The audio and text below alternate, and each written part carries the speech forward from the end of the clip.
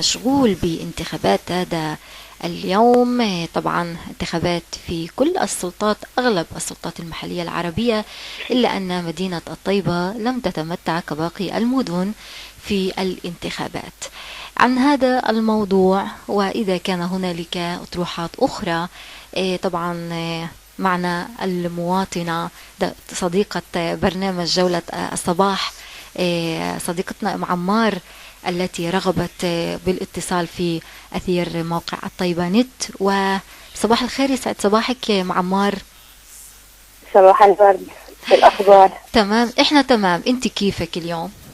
والله الحمد لله، المعنويات عالية، بس برضو يعني المعنويات مش كل هالكد بالنسبة لبلدنا، يعني إنه اليوم ما فيش حق الانتخاب لمواطنينا، ومثل ما بتقولي حاجة المناطق الثانية، المناطق العربية واليهودية. نعم. على عندهم الحس الانتخابي والصوت الانتخابي، وإحنا يعني الوضع عادي، يعني مر يوم طبيعي مبين عليه من الصبح.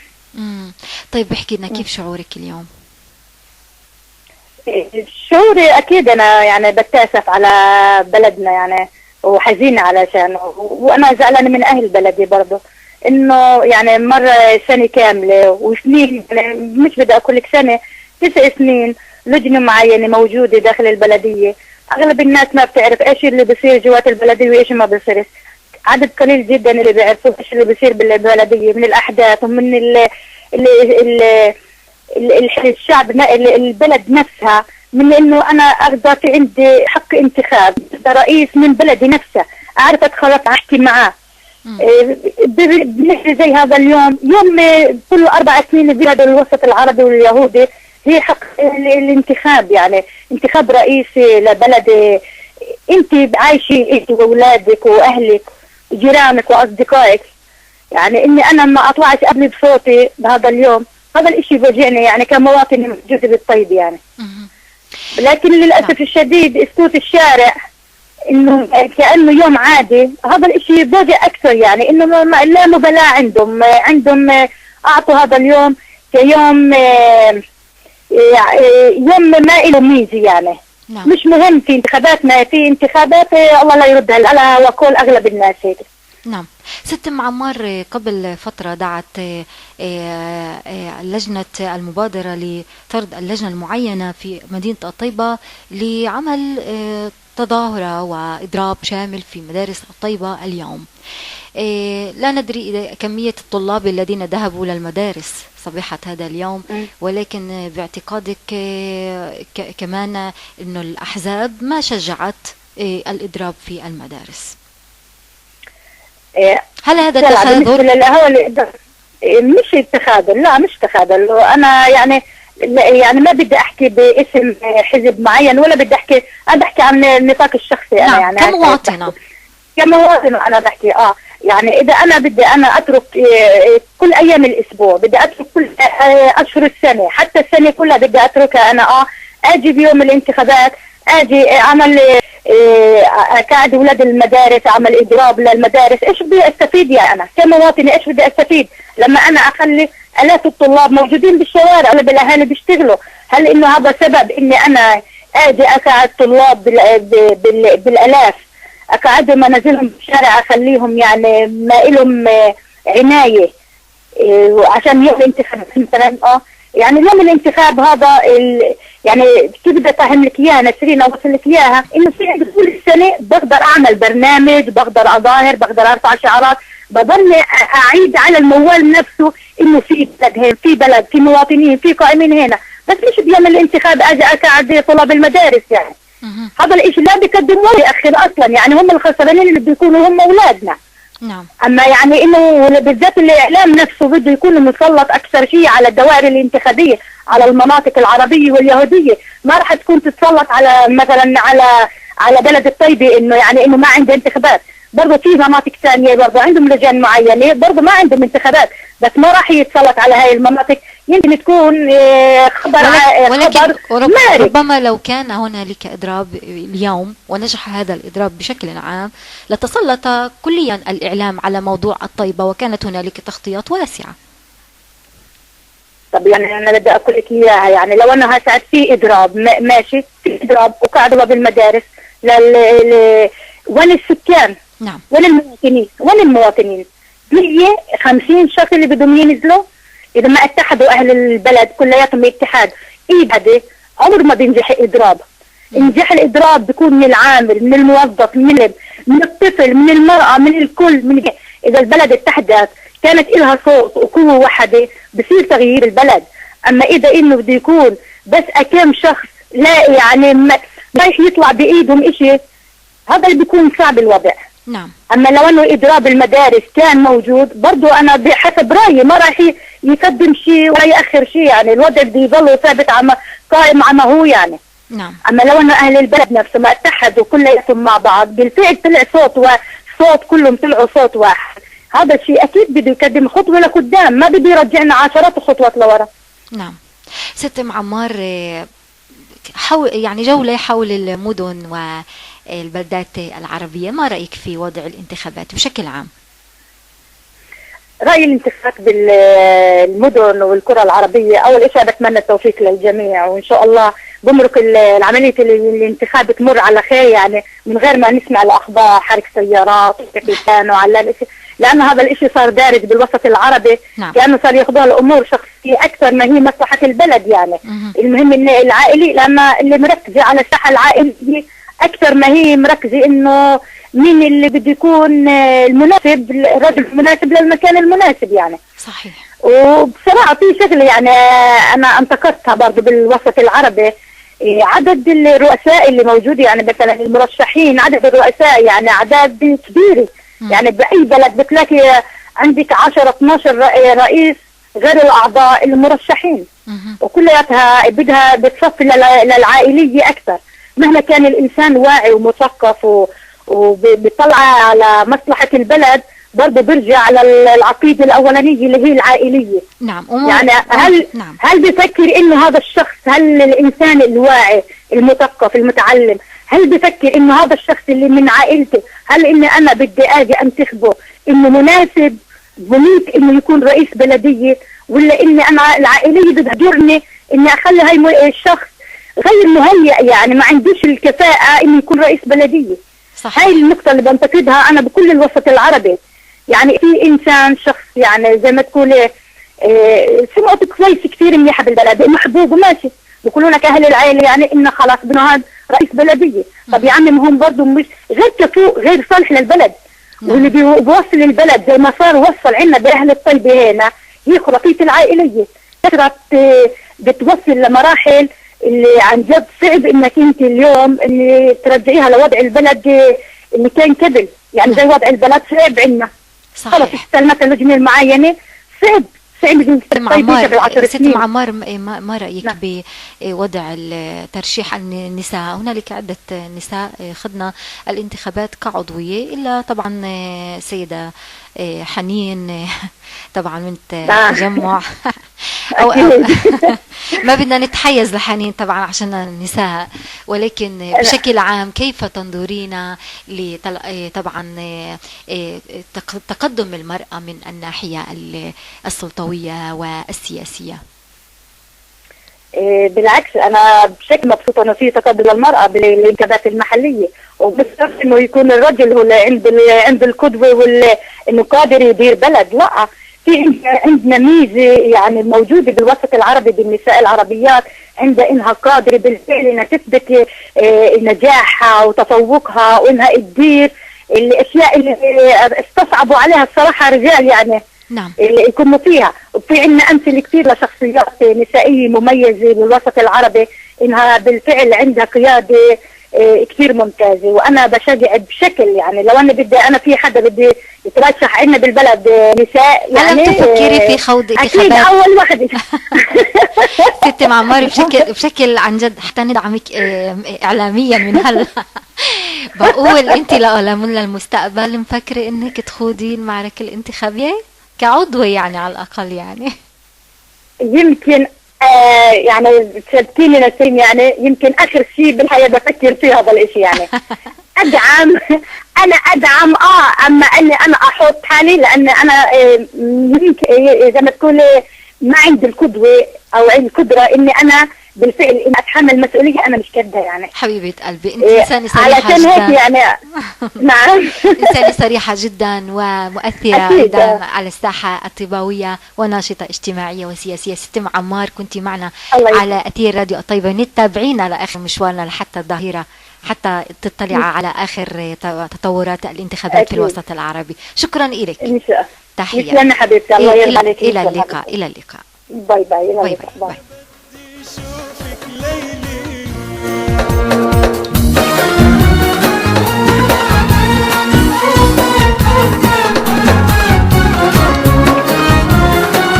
الانتخابات وأجواء الانتخابات في المدن والبلدات العربية المختلفة. ومعنا على الهواء مباشرة السيد خليل قاسم من مدينة الطيرة.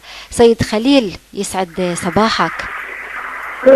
صباح الخير ومساء الخير للجميع في الوقت الحاضر. في الوقت الحاضر نحن يعني طبعا أوشكنا على الظهيرة.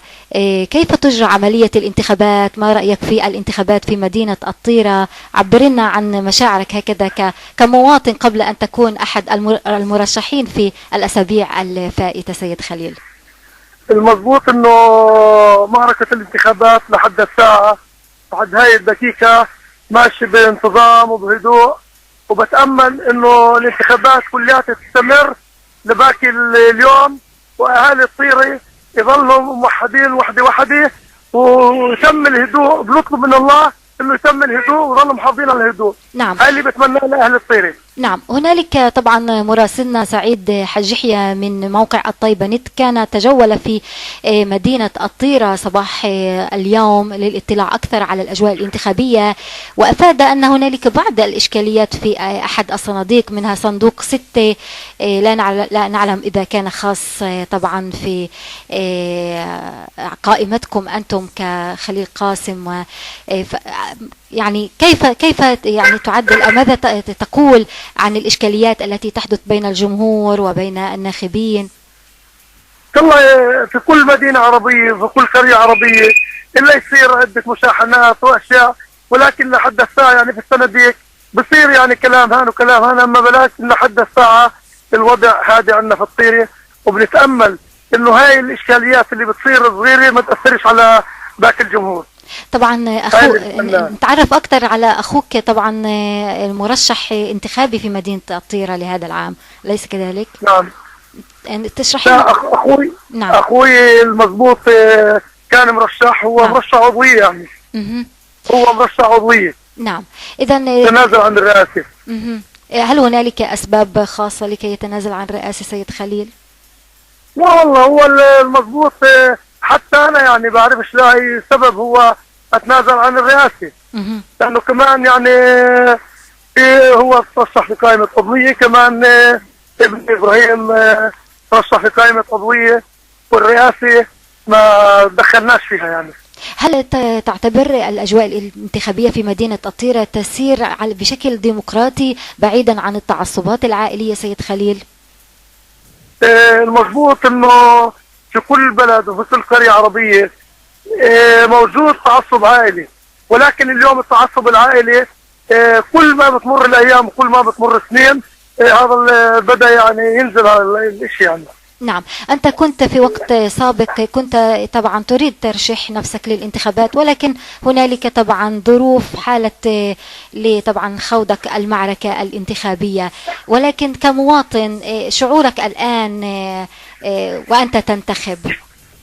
المضبوط اني انا كنت لازم اظلني مترشح، بس انا اخليت المحل تبعي لاخوي، واسباب اللي انا برضه يعني بعرفش ليش اخوي تنازل عن الرئاسة، ولكن انا كرئيس بلدية سابق لمدينة الطيرة بشعر انه وبتمنى ان 10 سنوات خدمت مدينة الطيرة انه الطيرة يظلها عامرة زي ما تركناها عامرة.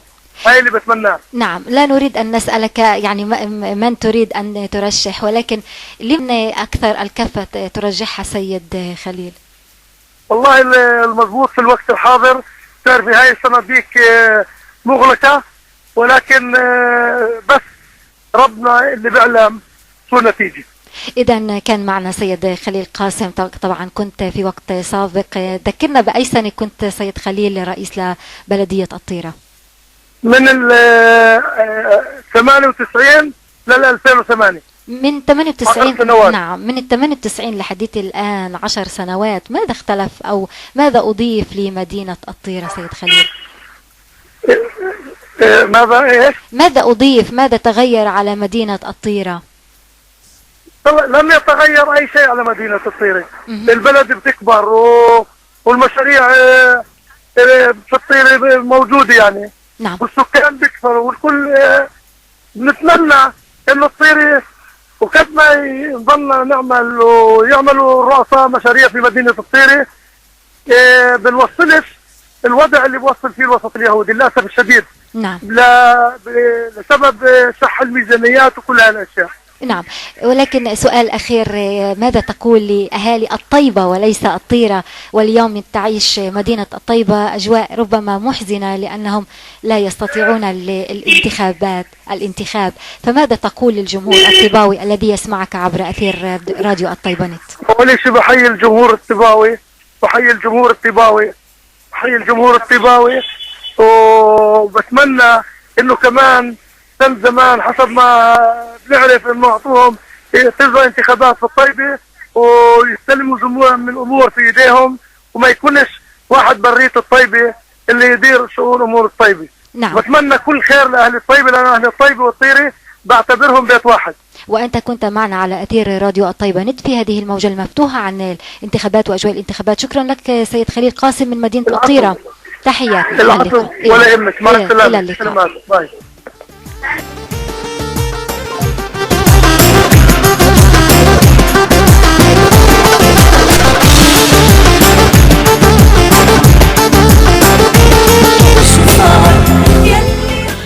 إذا الانتخابات ما زالت مستمرة، حمى الانتخابات في الوسط العربي. رامي معنا على الخط الهاتف، طبعا معنا رامي صايغ من يافا. رامي مساء الخير. مساء الخير، مرحبا. رامي، أنت على الهواء مباشرة عبر أثير راديو الطيبة نت، وأنت تتحدث إلينا الآن من مدينة يافا، فكيف تبدو الأجواء الانتخابية؟ وقبل ذلك تعرفنا أكثر عن نفسك. أنا من سكان يافا، من نشطاء يافا، من شي 10 سنين، من سنة 2003 ناشط اجتماعي وسياسي وعضو بقائمة يافا. قائمة يافا موجودة على الساحة من 2003. للأسف في انتخابات 2003 ما نجحناش ناخذ مقعد بالبرلمان بمجلس بلدية تل أبيب يافا. نعم. بال 2008 نجحنا وعندنا مقعد حاليا. وكمان مرة طبعا بنحاول الدخول لمجلس البلدية بهدف رفع صوت يافا، اللي هي طبعا جزء للأسف من تل أبيب من منذ سنة 1950. باقي القوائم للأسف بتطرحش موضوع يافا ولا قضايا يافا، إنما قوائم تحكي تل أبيب بحت. نعم. أو إذا بتذكر يافا بتذكرها كحارة من حارة تل أبيب، وهذا الشيء إحنا طبعا نرفضه وبنرفع صوت يافا بالعالي، مش بس شعارات إنما كمان على أرض الواقع. نعم، على أرض الواقع. أحد المطالب أو أحد البرنامج بشكل عام الذي طبعا أنتم في مغمار خوضه عبر الساحة الانتخابية، شو الأشياء اللي أنتم طرحتوها في برنامجكم الانتخابي؟ برنامجنا الانتخابي أكيد طويل، مش راح نقدر بضيق الوقت، بس طبعا القضايا اللي كثير بتهم يافا هي قضية السكن والتعليم. نعم. وطبعا تطوير مدينة يافا. احنا بنطلع بنظرة لبعيد، يعني مش للسنة وسنتين القراب، انما لل15 سنين اللي قدام اللي جاي علينا. بالنسبة للتعليم لسه في نقص بالمجال هذا من ناحية دعم البلدي، في نقص كمان من ناحية السكن هي أزمة متراكمة ومش عم بنلاقي لها حل. طبعا البلدية هي جزء من هذه الأزمة، مش كل الأزمة. احنا بنحاول نطرح هاي القضايا بشكل موضوعي بمجلس البلدية وطبعا بأطر تانية. فاحنا مش ضد الفعاليات اللا رسمية مثل الجمعيات والحركات الشبابية، بس كمان بالإطار الرسمي عندنا صوت ونقدر نعليه. رامي، طبعا من منذ الصباح افتتحت طبعا صناديق الاقتراع، هل هنالك طبعا إشكاليات حالة لبعض الصناديق في مدينة يافا؟ حاليا بسبب ساعات العمل، يعني الجميع أو أغلبهم يعملون 5 ساعات بعد الظهر. الضغط طبعا راح يكون بعد الساعة 4. بالإشكال لسه حركة البلد مش كلها قد ايه، لسه في خمول بسيط، بس طبعا بعد ساعة الظهر الأوضاع رح تتحسن إن شاء الله، ورح نشوف إقبال أكثر على صناديق الاقتراع. نعم، قريبا من طبعا القوائم بالنسبة للرؤساء يعني المرشحين للبلدية، تحدثنا أكثر عنهم ولمن يعني ترجح الكفة، وما أنك يعني ناشط سياسي ومواطن يافاوي. بشكل طبيعي قائمة يافا فيش عندها مرشح، لأنه جميع المرشحين هم مرشحون من قوائم صهيونية أو نعم. الشخص نفسه صهيوني. وإحنا طبعا نعترض لهذا الأساس. أكيد لما يكون في رئيس بلدية من مكان إذا بده يوافق لمطلبنا، وقتها إحنا بنقدر ونستطيع إنه نشتغل سويا. بس إنه نيجي ونلخبط الناس ونقول لهم انتخبوا كمان رئيس بلدية، مش رح نقدر. وهذا مش هدفنا. هدفنا هو القائمة اللي طبعا هي الورقة البيضاء ومش الورقة الصفراء. القائمة هي أهم من رئيس البلدية. بما إنه إحنا فيش عنا مرشح لرئيس البلدية، فمنكثف جهودنا بس على انتخاب القائمة، لأنه بشكل طبيعي كل ما عدد نسبة التصويت بتكون عالية، نسبة المقعد الأصوات للمقعد بترتفع، وهذا مش لصالحنا.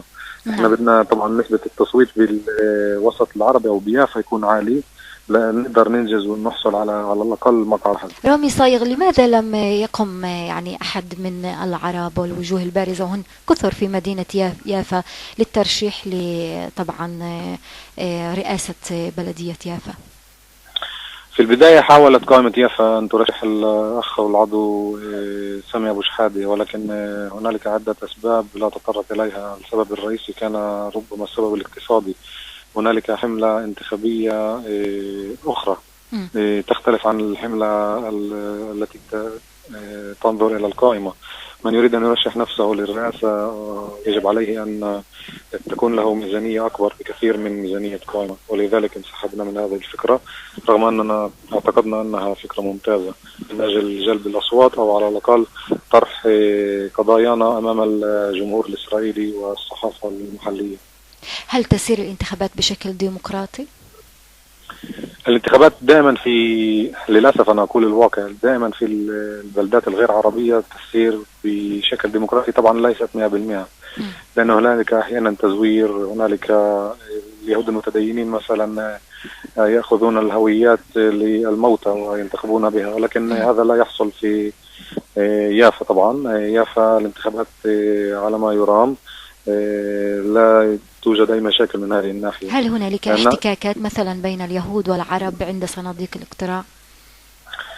غالبا لا، لأن هنالك وضوح أن القوائم اليهودية تتحدث فقط لليهودي، حتى لو كان في يافا. مثلا قائمة شاس الجميع يعرفها من هي ومن تمثل.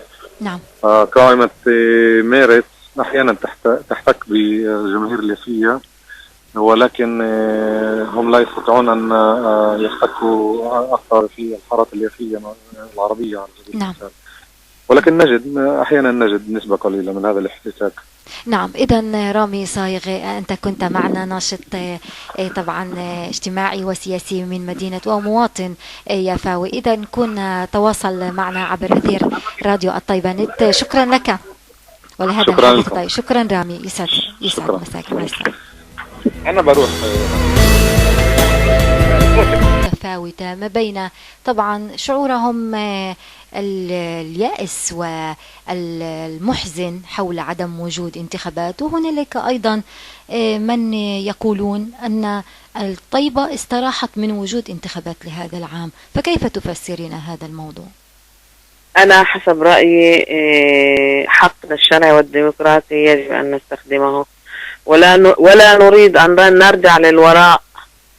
نعم، كان في خلل في استخدام الميزانيات في مدينة الطيبة من قبل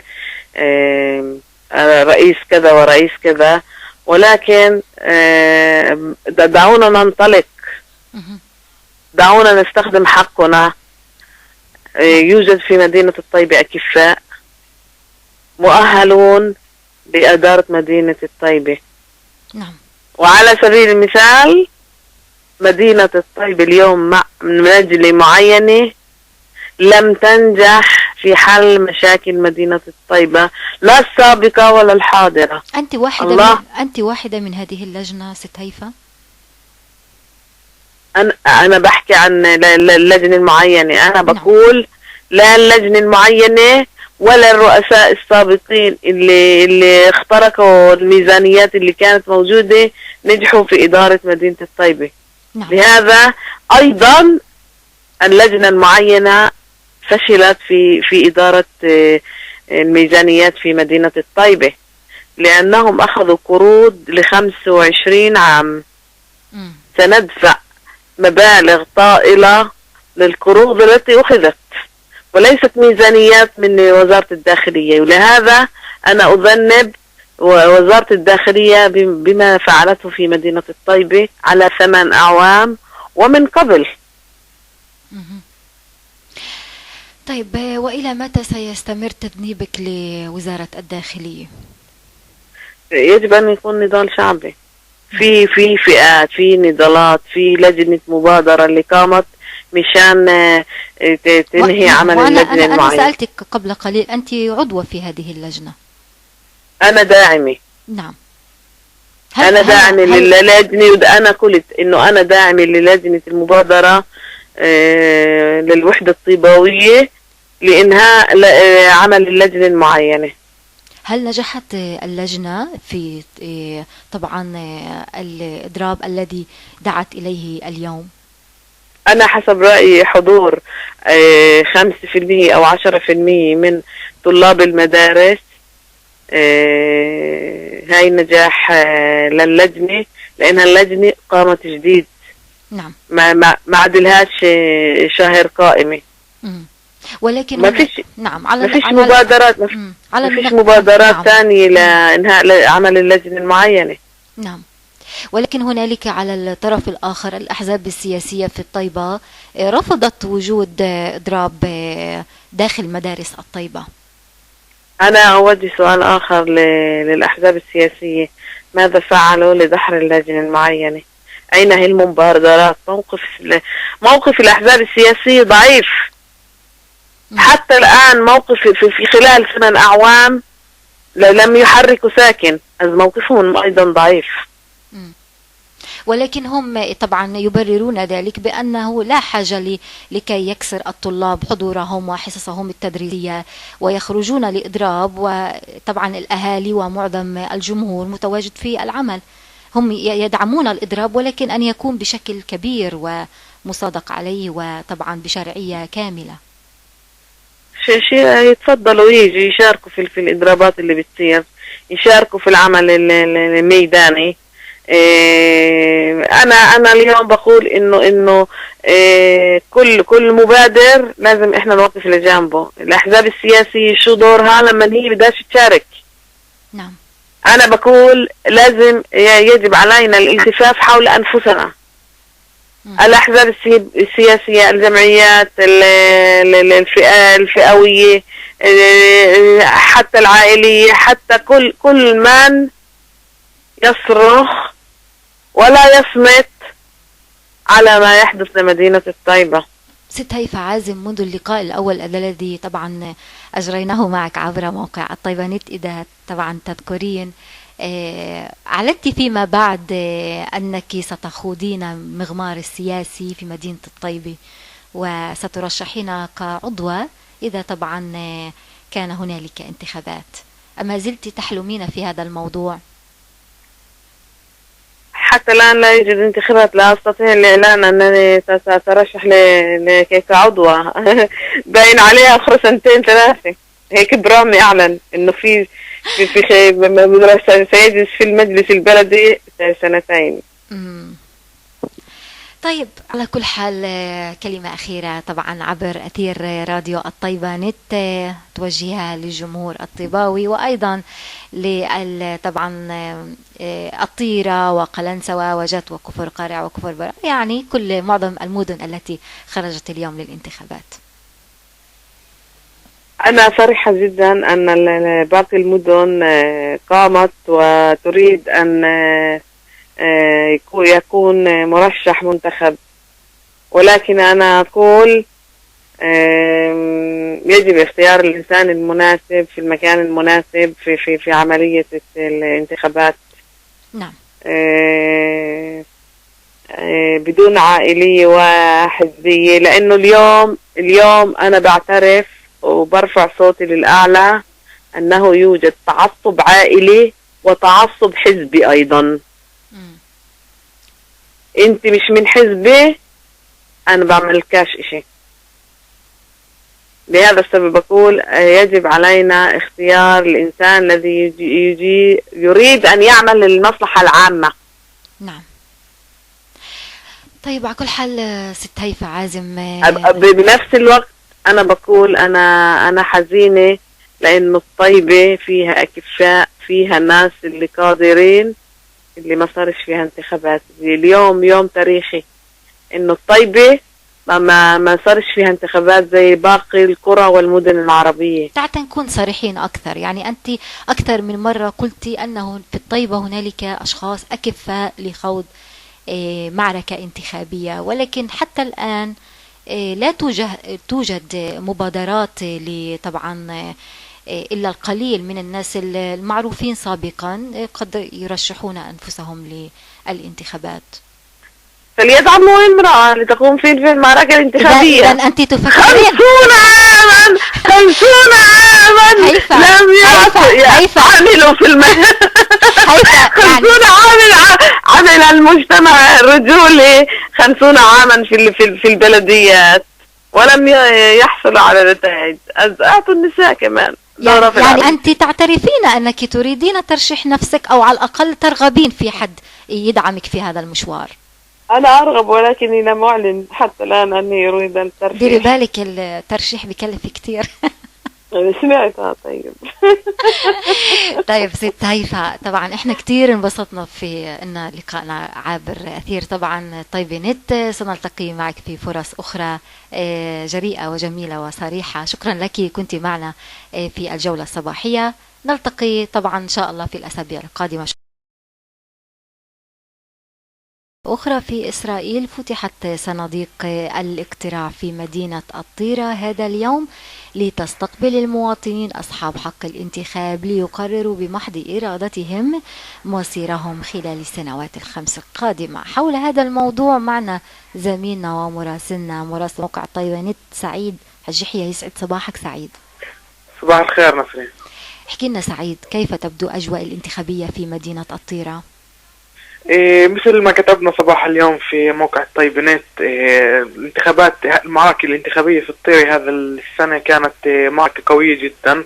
هناك 3 مرشحين في المدينة، هم طبعا الرئيس الحالي مأمون عبد الحي، هناك أيضا المحاسب محمد منصور والشيخ عبد السلام قشروع. لكن الانتخابات كانت المعركة الانتخابية دارت يعني في أغلبها بين مرشحين هم مأمون عبد الحي ومحمد منصور. أيضا في الصباح الباكر يعني أنا توجهت مع افتتاح صناديق الاقتراع إلى مدينة الطيرة لجس النبض مثل ما يقولون. كان هناك توافد من المواطنين، كان بالفعل نسبة التصويت حسب ما سمعت أيضا حتى الآن جيدة حسب ما توقع وأكثر بقليل. كنت في المضبوط يعني كنت في مدرسة فيها أكثر لعائلة منصور وسمارة، كانت هناك نسبة كبيرة من الذين يريدون الانتخاب محمد منصور. ذهبت أيضا لمدرسة في حي عائلة عبد الحي، كانت ضجة كبيرة عندما دخلت يعني إلى المدرسة بجانب بلدية الطيرة. كان هناك أيضا من الناخبين الذين يرغبون بانتخاب المحامي مأمون عبد الحي، لكن في نهاية الأمر الوضع هناك جيد وهادئ، وأيضا نسبة الاقتراع حسب ما فهمت جيدة. زميلي سعيد، سؤال: هل تبدو على طبعا وجوه يعني الذين أدلوا بأصواتهم نوع من التعصب العائلي، أم أن هنالك أجواء فعلا ديمقراطية؟ بلا شك انه العائلية تلعب دورها في انتخابات البلديات في منطقتنا في الخصوص وبالوسط العربي بشكل عام، لكن هذه الانتخابات الأخيرة اتسمت أكثر ب خلينا نقول بحزبية أو ائتلافات. يعني في قائمة إحدى قوائم محمد منصور للعضوية هناك 2 من عائلة عبد الحي، بالمثل في لدى مأمون عبد الحي هناك أيضا واحد من في إحدى القوائم من عائلة منصور. لذلك لا يوجد عائلية بشكل كبير في مدينة الطيرة، لكن موجودة ليست معدومة بشكل كبير، لكن موجودة في مدينة الطيرة بشكل قليل. نعم. ما هي طبعا قصة صندوق الاقتراع رقم 6؟ كان هناك بالبداية طلب المنظمون من هناك لكل مرشح لون معين. طبعا مأمون عبد الحي أغلب العاملين لديه في يعني في الانتخابات يلبسون الأزرق، لدى محمد منصور الأصفر، ولدى الشيخ عبد السلام لون الحركة الإسلامية الأخضر. طبعا من الممنوع أنه يدخل بقميص أي واحد بقميص مكتوب عليه اسم مرشح. كان الحل في الطيرة إيجاد قميص باللون البنفسجي مكتوب عليه الطيرة أولا، والكثيرين من المنظمين لبسوا هذا القميص بالفعل، لكن أحد العاملين أخل بالنظام جاء القميص بلون يخص المرشح الذي يدعمه هو. طبعا المنظمين رفضوا هذا الشيء، أخرجوه. كانت هناك تراشق تهم بسيط يعني وحلت المشكلة. يعني على كل حال تفادوا يعني لأي مشكلات نهار الصباح، يعني انه ما فيش يعني هلا ما في بالوقت الحاضر اي اشكاليات حسب اقوال. حاليا لا تصلني اي اشكالية، لكن يجب التنويه انه قانونيا يمنع لبس هذه القمصان التي تدل بشكل واضح على احد المرشحين. حتى انا عند دخولي الى هناك البس قميص بلون يشبه احد الوان احد المرشحين، لا امزح. طلب مني المنظم يقول لي هل انت مع المرشح فلان؟ قلت لا انا يعني صحفي ولا اتدخل في هذه الاشياء، ودخلت وصورت فيما بعد. كان يجب عليك ان تأخذ 3 قمصان معك يا سعيد. على كل حال سعيد، شكرا لك، كنت معنا من مدينة الطيرة في هذه الأجواء الانتخابية. خليك معنا، شرب قهوتك بهدوء، لأننا راح نكون كمان شوي في مدينة الناصرة وربما كمان حيفا طبعا الاطلاع. سمعت هناك تطورات كبيرة في مدينة الناصرة من ناحية نسبة الاقتراع. لدينا أيضا لدي زميل هناك يقول أن نسبة الاقتراع كبيرة جدا وفاقت التوقعات حتى.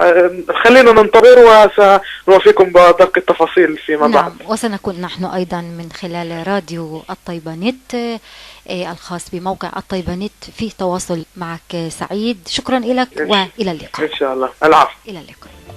ذكرني بحياتك